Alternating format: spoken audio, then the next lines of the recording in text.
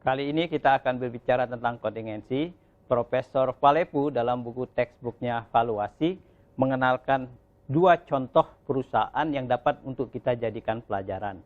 Pertama adalah tentang Getronic, perusahaan dalam bidang ICT yang berasal dari Belanda. Dan yang kedua adalah Karstadt-Kahle, perusahaan dalam bidang department store yang berasal dari Jerman. Getronic adalah perusahaan yang bagus, sukses, dan besar, kemudian berambisi tinggi untuk memperbesar bisnisnya melalui pertumbuhan internal, akuisisi, serta keputusan strategik lainnya. Nah, untuk mendanai ekspansinya yang sangat besar tersebut dengan yang agresif, maka Getronic memutuskan mendanainya melalui hutang. Getronic sangat tinggi kenaikan hutangnya, kemudian juga melakukan suatu tindakan yang mungkin dalam tanda kutip mirip financial engineering, atau dalam bahasa yang mudahnya gali lubang tutup lubang, melakukan hutang untuk menutup hutang, mengubah hutang menjadi saham. Anehnya, masih banyak investor dalam situasi Getronic punya banyak hutang tersebut yang mempercayai untuk mendanainya. Jadi masih ada investor yang melakukan risk taker, mendanai suatu perusahaan yang tingkat hutangnya sangat tinggi.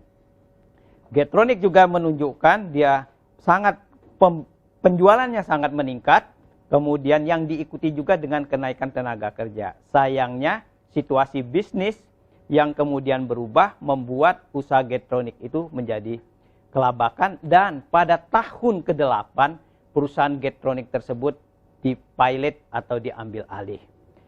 Nah, yang kedua, Palepu menceritakan tentang Karstadt-Kahle. Perusahaan ini adalah department store di Jerman yang pada saat tersebut nyaris bangkrut. Nah, harga sahamnya turun dari 19 euro menjadi 7 euro.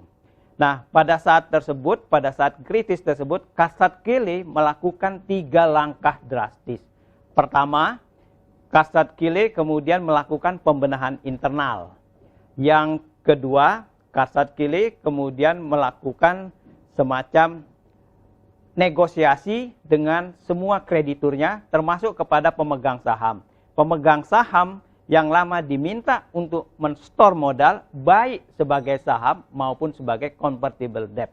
Nah, yang ketiga, yang mungkin tidak lazim, Karstadt-Kahle kemudian mengganti direksinya. Pelajaran apa yang bisa kita ambil dari dua kasus ini? Pertama adalah ada 3 pelajaran yang akan kita sampaikan dari kasus ini. Pertama adalah soal hutang, kemudian kedua adalah soal perubahan internal, dan yang ketiga adalah pergantian dewan direksi.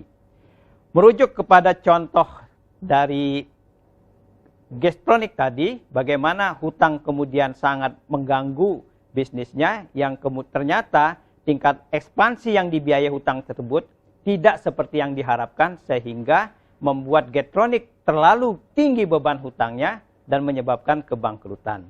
Profesor Luhmann dalam Harvard Business Review sudah menyarankan bagaimana jika kita melihat sebuah peluang, tidak serta-merta harus diambil. Luhmann mengatakan dengan sebaiknya suatu peluang tetap diambil, tapi semacam uang panjar saja, yang dalam istilah finance itu dikenal sebagai opsi. Jadi jika ada suatu peluang, kita mengikuti peluang tersebut, memakai uang panjarnya. Jika peluang tersebut kemudian baik, kita akan mengeksekusi peluang tersebut. Tapi jika peluang itu kemudian menjadi buruk, kita hanya terkena biaya sebesar uang panjar. Dalam hal ini sebenarnya artinya bagaimana suatu usaha bisnis dapat berhubungan dengan bank, kemudian meminta komitmennya untuk pembiayaan. Jadi bukan mengharapkan bank untuk langsung membiayainya. Dan inilah yang kita kenal sebagai kontingensi. Yang kedua adalah perubahan internal. Karstadt-Kahle pada saat dia nyaris bangkrut, dia melakukan semua perubahan internal yang diperlukan, termasuk cost saving.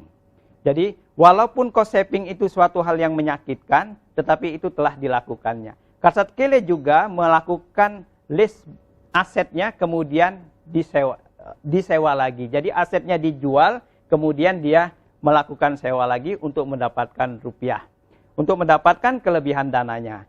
Hal yang lain, Kasat Kele juga melakukan network termasuk menemukan partner baru di Cina, di mana networknya ini yang baru ini dapat menghemat modal kerja sampai 500 juta dolar. 500 juta euro. Yang ketiga, meskipun tidak lazim dan bukan menjadi suatu acuan, Kasat Kele pada saat dia mengalami nyaris bangkrut, dia mengganti direksi. Sebenarnya hal yang ini sangat lazim dilakukan di industri sepak bola. Di industri sepak bola, hampir semua klub yang mengalami masalah prestasi, maka manajernya langsung digantikan. Karena ada mungkin semacam klausul atau kepercayaan, seorang pemain yang baru dengan gitar yang sama dapat menghasilkan lagu yang baru. Dalam hal ini diharapkan dengan manajer yang baru, aura perubahan itu akan ada. Jadi kita dapat belajar dalam kasus yang disampaikan oleh Profesor Falepu ini untuk selalu kita lakukan adalah mengelola hutang, kemudian memperbaiki situasi internal, dan yang ketiga meskipun tidak dianjurkan perlu mengganti direksi baru pada saat perusahaan itu ada dalam keadaan kritis. Saya Said Kana Asnawi, salam hormat.